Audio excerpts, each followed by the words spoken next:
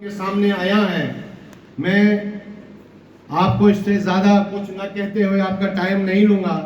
मैं दो चार चीज़ें यहाँ दोहराना चाहूँगा कि हम लोगों को एक दूसरे की नुक्ताचीनी छोड़ के, बाकी चीज़ें छोड़ के अभी इस चीज़ पे मंथन करना चाहिए कि हमें पार्लियामेंट चुनाव में जो हम हारे, हमें कहां कहां पे कमियां रही, उन कमियों को हम कैसे पूरा करें। उसके लिए मुझे भी, प्यारेलाल शान को भी अपना ईगो छोड़ना पड़ेगा, हमारे दूसरे साहब को भी छोड़ना पड़ेगा, तीसरे साहब को भी छोड़ना पड़ेगा, तब जाके इस पार्टी में एक जान आएगी। अगर हम अपने ईगो और अपना इस पे लेके चले, ये पार्टी आगे जाने के बजाय और पीछे हो जाएगी, जिसका फायदा हमारी अपोजिट पार्टियां, जिनके लिए बारे में हम अभी चिल्ला रहे हैं, वो उठाएंगे। वो हम लोगों के बीच में पेट्रोल का काम करने आते हैं, आपके बीच में आके चिंगारी डाल दी, पेट्रोल डाल दिया और आप लोग भड़क पड़े एक दूसरे के खिलाफ। हम ये नहीं सोचते कि अगर गुलाम मोहम्मद बोल रहा है तो कांग्रेस के खिलाफ बोल रहा है, ये रवि जी बोल रहा है तो कांग्रेस के खिलाफ हो रहा है। ले दे के तो हमारा नुकसान है, हमारे परिवार का नुकसान है। जिस दिन हम लोग ये समझेंगे कि हमारा परिवार है, जिस दिन हम ये समझेंगे ये कोई दुश्मन नहीं, ये मेरा भाई है, ये मेरे कांग्रेस का वर्कर है, ये मेरे कांग्रेस का ओहदेदार है, जिस दिन हम पार्टी में तमीज सीखेंगे। सबसे बड़ी बात है, आज मुझे अगर स्टेट का जनरल सेक्रेटरी बनाया गया तो मैं कहूंगा हाजी गुलाम हसन मीर कुछ नहीं है। अरे हाजी गुलाम हसन मीर मेरे बाप से भी ज्यादा उम्र में है और पिछले 50 साल से कांग्रेस में है। आज मैं कहूं कि मैं स्टेट जनरल सेक्रेटरी हूं, शेख गुलाम हैदर साहब जिसने कांग्रेस की बुनियाद रखी, वो कुछ भी नहीं है, तो फिर मैं सबसे बड़ा अहमक हूं कि मैं ही सब कुछ हूं। मैं कुछ नहीं हूं, मैं सिर्फ बकरी होती है, मैं बकरी होती है, बहुत उभरेगी और बहुत आगे जाएगी। और मैं चाहता हूं कि हम जितने यहाँ पे बैठे हैं एक तहिया करें कि हम उस पर मंथन करें कि आने वाला जो पिछला गया हुआ पार्लियामेंट चुनाव था उसमें कहां कहां कमियां रही, उन कमियों को पूरा करेंगे। काफी लोगों ने मेहनत की, इसमें कोई दो राय नहीं, वरना पीछे जो हाल था हम लोग तो देख के परेशान हो जाते थे। भाजपा वाले कमरे से बाहर ही नहीं निकलते थे, वो कहते थे सब वोट हमारे हैं। आज उस डॉक्टर जतिंदर सिंह को दांतों से चन्ने दबाने पड़े, उनको मालूम पड़ गया कि चौधरी लाल सिंह के साथ मुकाबला था। लेकिन मैं आपको यहाँ ये बताना चाहूंगा, हमारा मुकाबला डॉक्टर जतिंदर सिंह के साथ नहीं था, हमारा मुकाबला नरेंद्र मोदी के साथ था, हमारे चौधरी साहब का मुकाबला योगी के साथ था।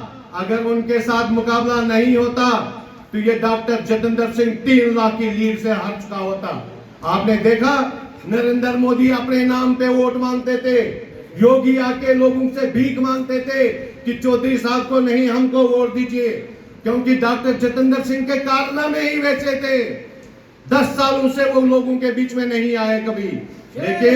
लेकिन लोगों को जब वोट लेने की बारी आई, हम लोग फिर वो हिंदू मुस्लिम मंदिर मस्जिद के उस बहकावे में आके बैठ जाते हैं, जो हम पूरी उम्र का सत्यानाश करते हैं और अपने आने वाले भविष्य का, अपने बच्चों का, अपने परिवार का, अपने नौजवानों का सत्यानाश कर देते हैं उस 2 मिनट के जज्बात के लिए।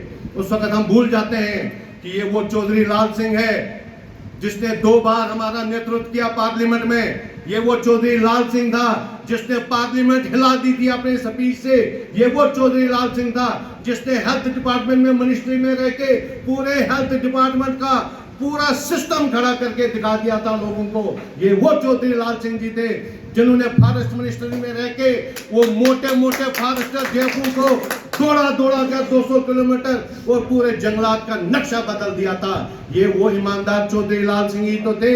तब जाके बीजेपी को इतने चन्ने चबाने पड़े, इतना इनके ऊपर सितम ढाया गया, ये हम सब वर्करों को पता होना चाहिए। हम तो मुसीबत में थे ही, पहले हमारे चौधरी साहब को कितना मुसीबत में डाला गया, लेकिन ये वो शेर था, ये वो शेर था, ये पीछे नहीं हटे। और हमें भी फख्र करना चाहिए, हम भी उस शेर के चेले हैं, हमें भी पीछे नहीं हटना चाहिए, चाहे कितना भी बड़ा मुकाबला क्यों न करना पड़े। आने वाले समय में हमें और चीजों से लड़ने की जरूरत है। हमें अभी आने वाले दिनों में, मुझे तो नहीं पहले लगता है कि असेंबली इलेक्शन हो पाएंगे जिस हिसाब से ये भाजपा सरकार इतने प्रोपोगंडे कर रही है। मैं आप सब लोगों के माध्यम से आज यहाँ पे इसका कंडेम करना चाहता हूं कि जो अभी कल या परसों 2 दिन पहले इन्होंने कानून लाया, इनको मालूम था कि हम इलेक्शन यहाँ नहीं जीत सकते, यहाँ पे कोई भी सरकार बनेगी पावर सारी उनके पास जाएगी। ऐसा कानून लाया कि सबकी सब पावर गवर्नर को चलेगी, लेफ्टिनेंट गवर्नर को, चीफ मिनिस्टर के पास, एमएलए और मिनिस्टरों के पास कोई पावर नहीं, क्योंकि इनको मालूम था हम जीतेंगे नहीं। हम मजम्मत करते हैं इसके लिए और हम अपनी क़यादत को ये कहना चाहेंगे कि आने वाले समय में जब असेंबली चुनाव होगा, हम सब एकजुट होकर जिस पे पार्टी क़यादत हाथ रखेगी, तब चाहे वो कोई भी हो, हम उसके साथ शाना बशाना चल के इलेक्शन जितवा के रहेंगे। हम ये बताना चाहेंगे, वकार साहब मुझे अच्छी तरह जानते हैं, हम बहुत इकट्ठे चले हैं, चौधरी साहब भी जानते हैं, नरेश जी हमारे पुराने साथी हैं, यहाँ बहुत सारे मेरे पुराने साथी हैं जो देख रहे हैं। 1990 में मैं जिला अध्यक्ष था, आज मैं पार्टी का वो सिपाही आज भी हूँ। वकार साहब, चौधरी साहब जिस पे हाथ रखें, कहें ये हम मेरा कैंडिडेट है, तो प्यारे लाल शान और पूरी टीम उसके साथ ना चले, तब हमें कहना कि हम गद्दार, हम वो लोग नहीं कि हमें टिकट दोगे तो काम चलेगा, मुझे प्रेसिडेंट बनाओगे तो काम चलेगा, मेरे भाई को बनाओगे तो काम चलेगा, मेरे चाचे को बनाओगे तो चलेगा, वरना हम विरोधी है।